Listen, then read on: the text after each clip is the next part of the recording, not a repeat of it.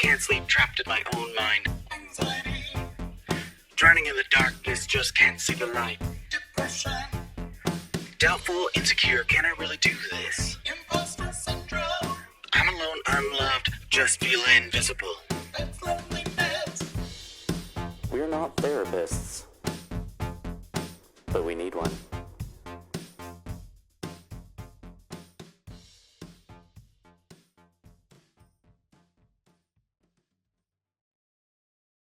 Hello, and welcome to We're Not Therapists, but we need one. The podcast where we have honest and vulnerable conversations about our mental health with one another. I'm Jay.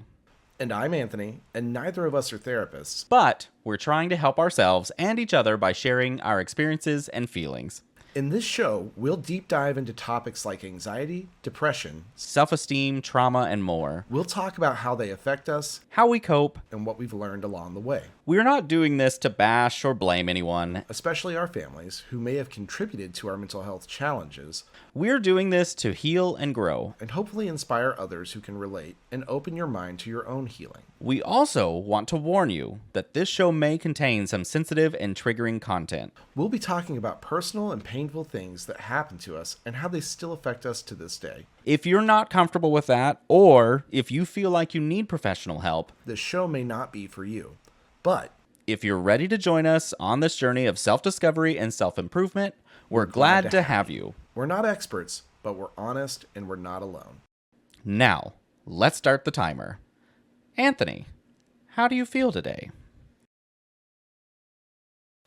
I am doing pretty well. It's been a little bit of a busy Tuesday. And but so far so good. Very productive, I guess. I don't know. I got a lot done at work that needed to get done. Hell yeah. Yeah. So, anyways, it's been not a bad day for me. How about yourself, Jay? Well, I haven't had a bad day, but I've had a very busy one. Say that one more time. That's for sure. I said I haven't had a bad day, but I've had a busy one. Yes. It was a little chaotic today at work. And yeah, but not bad. I still enjoy this job, so that works. I mean, hey, listen, as long as you're liking your job, man. I'm liking my job as well. We just happened to have a couple things that popped up today that needed doing, and wasn't a bad thing. I just, it kept me from goofing off all day, which, that's kind of upsetting to me. That's kind of my MO. Yeah, that's kind of what I was hoping for. But anyway, so yeah, it's not been a bad day here. It's just been, a little busy. Yesterday was pretty busy. And oh, God. Clunky. Yeah, sorry. I was just putting my butter in there so it can melt. Which, speaking of, what are you making? So I am meal prepping a little bit for breakfast. Ooh. And so I'm going to make, I'm making turkey sausage breakfast burritos. Ooh. I've noticed that every morning, like now I'm getting up later. I don't understand what's up with my body, because I wake up at 7 now compared to 5. Right. And which is significantly better. Yeah. Actually, I normally wake up at like 6 something because my body is just like, what are we doing sleeping so late? Yeah, I get that. But then like I get up and I walk the dog and I shower, and then sometimes I go to the coffee shop in my building, go get some coffee, and then I kind of linger around, then I go to work, or sometimes I just go to work early because I'm cool. Is that what makes you cool? That's exactly what makes me cool. Gosh, but I should have known in high school I was doing it all wrong. No wonder nobody liked me. Regardless, I'm starving now by the time I get to work. Yeah, I have to have breakfast at this point, especially now that I'm in a gym routine. Like, I've got to have breakfast. Oh, or a workout routine, I guess I should specify. I am changing up my workout routine to adding more and doing a little bit more, and so that could explain that. Now that you say that, I'm glad you mentioned that. Yep, working out will do it. For me, it makes me very hungry, and I know it does for a lot of people. So, it's just, I get to the point where I'm like, I can't just not eat. I would say about the first month or two, I would just like eat all the time. I was always starving. And then I think my body adjusted to it because now I don't have that issue. Like, I'm sure it'll calm down for me at some point, but as of right now, It's just I've definitely noticed in the mornings I'm like, and so like we have all these snacks at work, and like I know they're provided, we can use them to our whatever we want, but I also don't want to just be this guy that's like eating $50 in snacks a day at my Yeah. job, just like abusing the system. So I'm like, okay, you need to curb this a little bit. I mean, it's a little bit different, especially when you work for a company that like you actually like people there and you feel like the company gives a shit about you. Oh yeah, that's true. My Like, last job, I would have been like every snack, every day, all the time, because I was so Verizon, worn out on it. I was like, you owe me everything. Verizon had this like latte machine on our floor. And oh my God, I was at that thing every fucking day. I'm like, I'm not gonna buy my coffee when I can use this thing. I don't give a shit. It's you Oh, provide this here, 100%. I'm gonna use it as much as I fucking want. You've used me as much as you fucking want. Now I'm gonna use this as much as I fucking want. Pretty much. Yup. Yeah, we have an espresso machine at the office, so I do use that because every morning I usually start my day with an espresso mixed with Ooh. a caramel premier protein shake.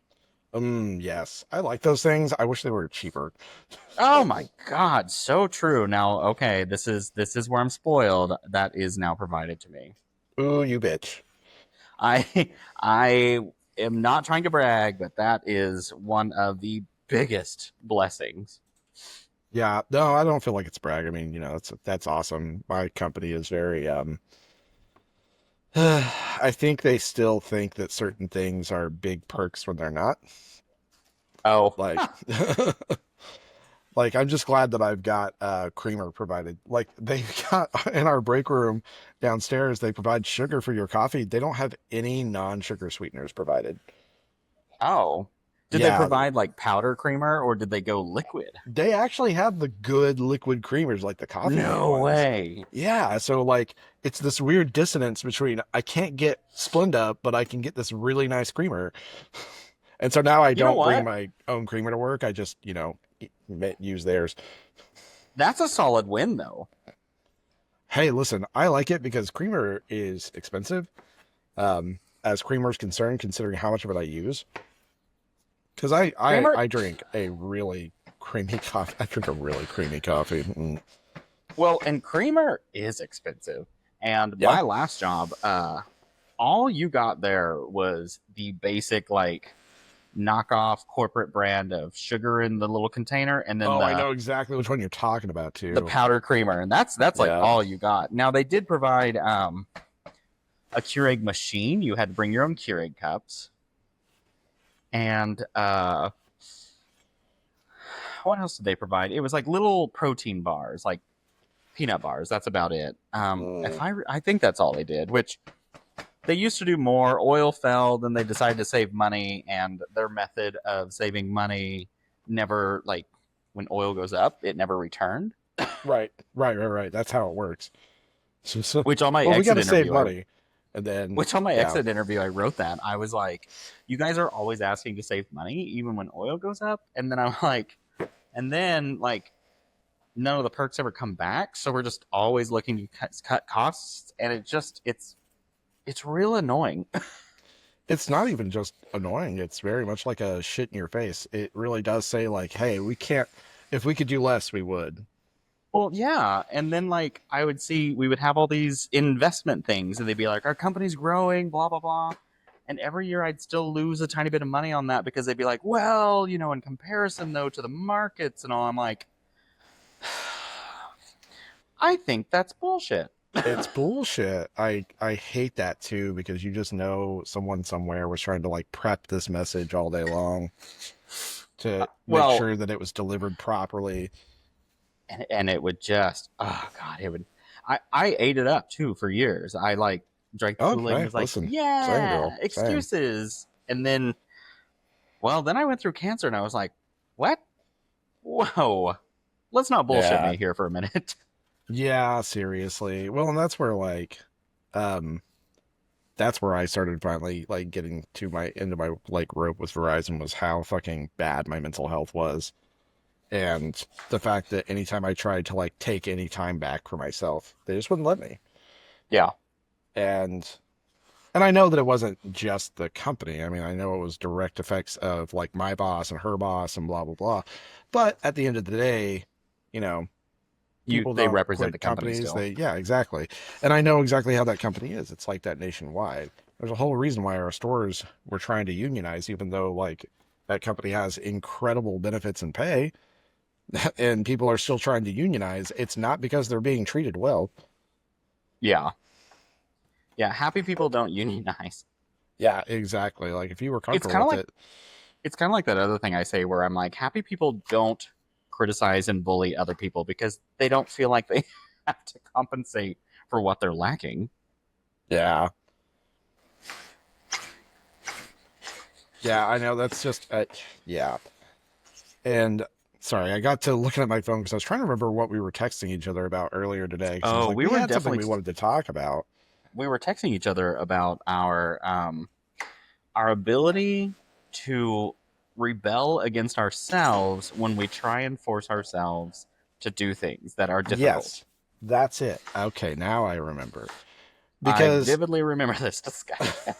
I I was like, I'm finding myself having to do that a lot more often lately, and I'm starting to realize that like quitting Verizon, and that was unhealthy for me, so I definitely never regret that, but quitting that for me was also like myself rebelling against like myself in its own way. But I mean, honestly, Yeah, it was me trying to like get out of a bad relationship, because let's be yeah, real, your relationship with your work is a relationship. yeah. Um, but anyways, I've been noticing myself needing to do that a lot more recently, or maybe it's just at this age. I don't really know, but like I notice that I have to fight myself to do certain things. Hmm. And I don't like that. But I also am starting to sort of accept that like I need to, the things that I want to accomplish, like writing and finishing this like certification program with Google and doing extra things at work, those types of things are things that I am going to have to fight through anxiety to do. And Oh, sorry, go oh, ahead. no, no, no, you're fine. Go ahead. The interesting part that I discovered was if there's anything that, yes, I'm unsure exactly of what to do or the result, or there's a lot going on with it, uh, what it would kind of do is make me panic. And the expectation that I had to make a result, even if it was just for me, nobody else was a part of it, the expectation would pressure me too much. And I struggle a lot when somebody tells me what to do and doesn't let me use my own knowledge or skill and things like that because I feel like I'm being a child because you can't trust me. And so it kind of like somehow relays in my brain that even when I'm just telling myself to do stuff, that I don't trust myself in a way to finish it. And so I easily sabotage myself just to do chores around the house because I'm like, no, you can't fucking make me do them, even though I know I need to do them. Well, honestly, that's me with writing. Writing is the worst of it, I think, at this point in my life, where like it gives me anxiety thinking about it. And Yeah. I don't really know exactly if it's exactly what you're talking about, but it feels very much like that. Well, you're still putting pressure on yourself in a sense. You're like, I have to Mhm. do this. And you're like, it's almost kind of like there's no bad result if you don't do it, but you've still just okay, here's how I'll take this. When you're telling yourself to do something, are you kind of putting this you have to do this or else situation in a sense? That's how my brain functions with everything, Yeah. and it's Um really annoying. I don't know if it goes back to like I'm constantly afraid of failure, which like breeds inaction, because in my mind, I guess, I'm just like anybody else. Like, if I don't do it, then I can't fail at it. Yeah. People won't see that I'm a fraud. They won't see that I'm like that I'm just bad at everything.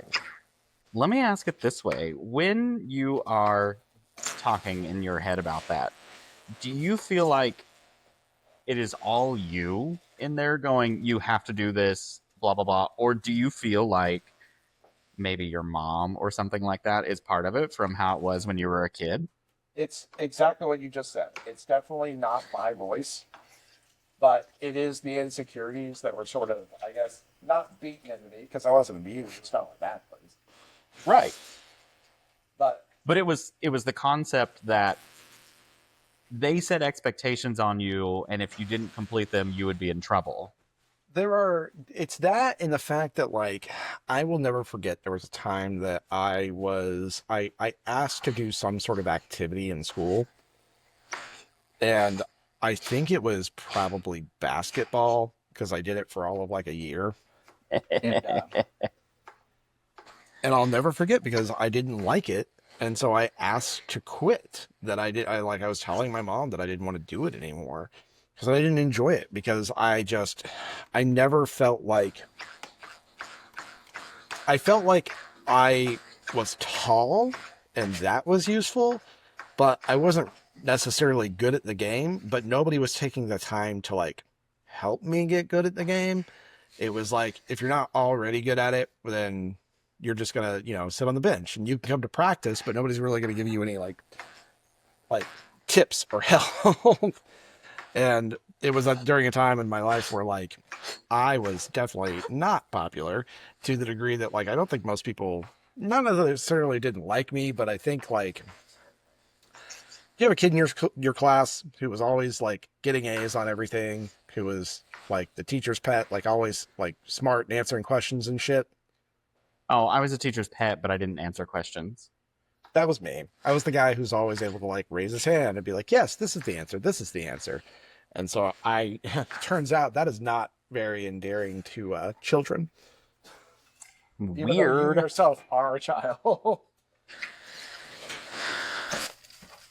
So I don't know if that was impactful on how like my peers and, classmates thought of me, but I wanted to quit playing basketball. And I remember my mom distinctly being like, you quit everything that you start. And I was a kid. So like, I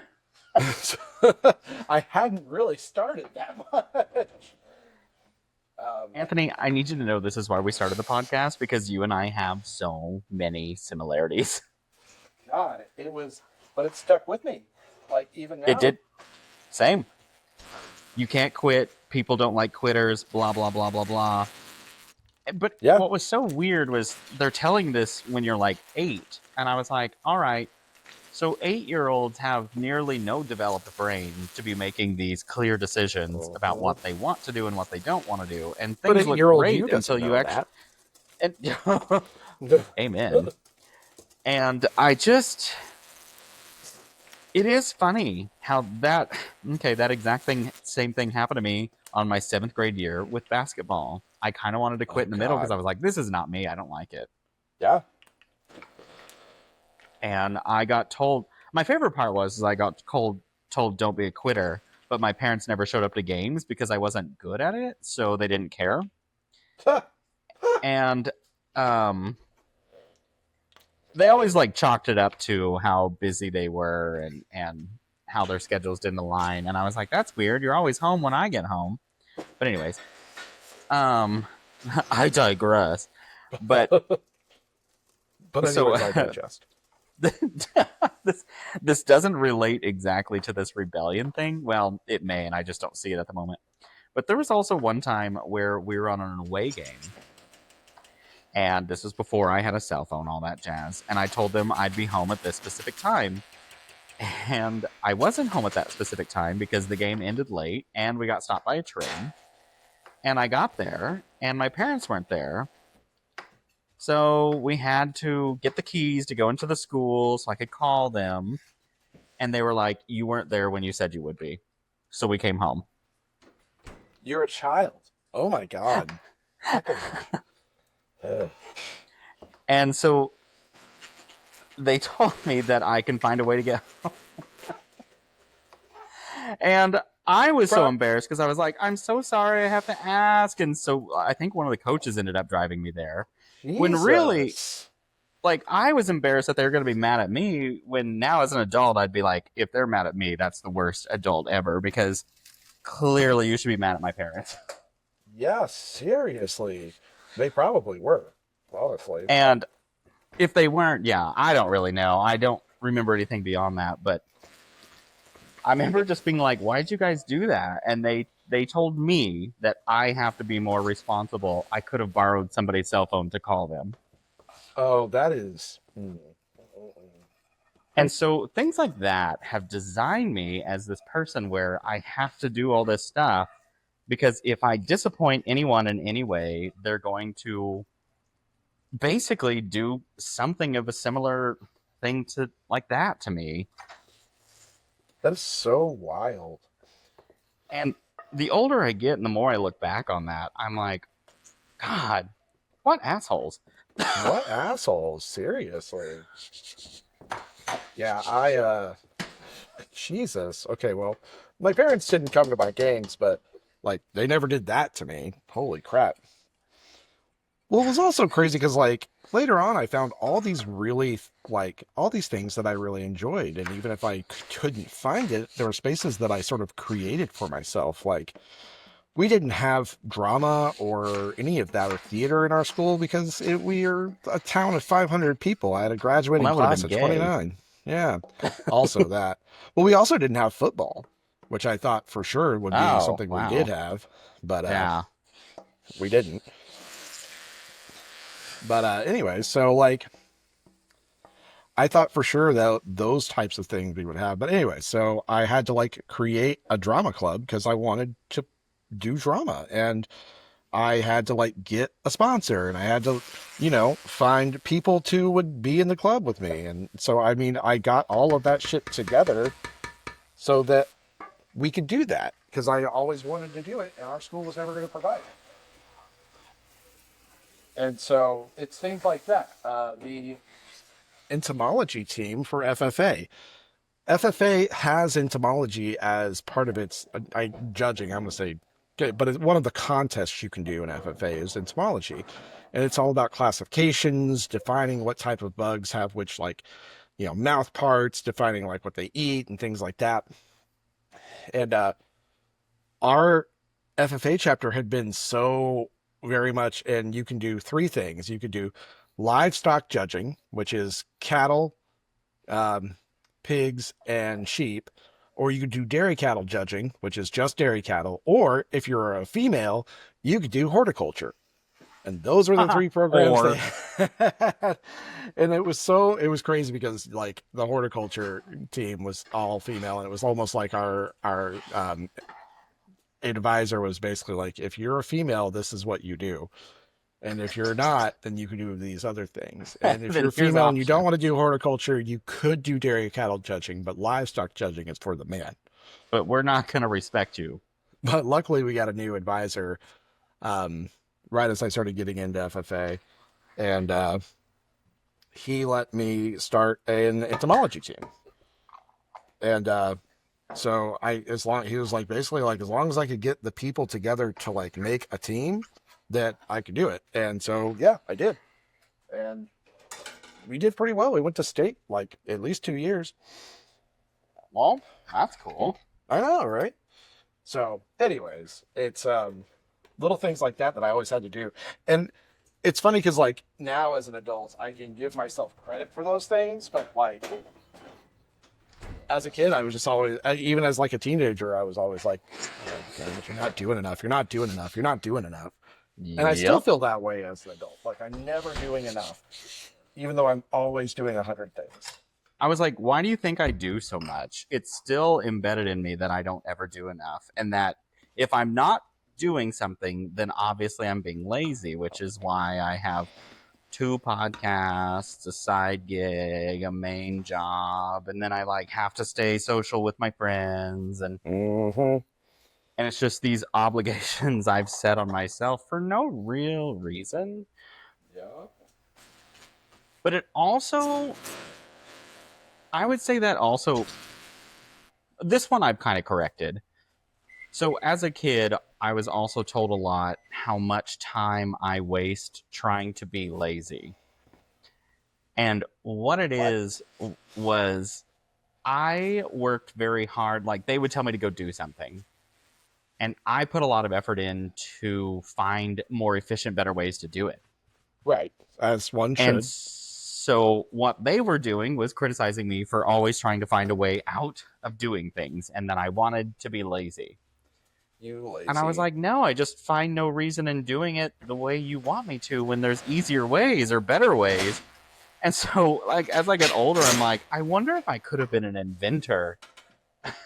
But I was literally sabotaged because I thought I was being lazy. Well, that was also just something that, in a rural town gets sort of beaten out of you at a young age is trying to be like, trying to think outside the box and trying to be artistic. Oh my gosh. Yeah. And I Trying to always wonder, have. like, what my life could be like if I had supportive adults in it at a young age and I was able to sort of like identify my passions and hobbies earlier than my, late 20s, early 30s. Well, and I had an obvious talent of vocal and instrumental. And so everyone was just like, oh, obvious, music. Right. Nobody really put the effort in to explore my other skills. Nope. We knew I was kind of good at writing, but it was always told to me, of course, by the people I admired most at the time, that writing is going to get me nowhere. Yeah, you don't want to do that because it's, it's a nowhere thing, which pisses me off because I hate that adults are like that. I understand what you're trying to do. You're I get it. trying to not get somebody's hopes up so that they don't get disappointed. You know what's more disappointing? Finding out that all of the adults in your life have no faith in you.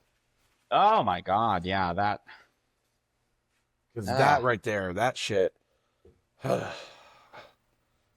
what's you can so do weird is anything except this list of things that I've carefully curated that I personally don't think you can do. I think they have faith in me, but they have faith in me as long as I'm doing things that make sense to them, which unfortunately is limited. Well, So I know they have especially faith, but if it's anything beyond that, they're just like, oh, well, you're going to fail because we don't trust that option. well, and because we don't think we could do it. And It's not a, yeah. Oof. it's kind of one of those things where as I got older, I was like, wait. Why do I depend on your opinion for anything?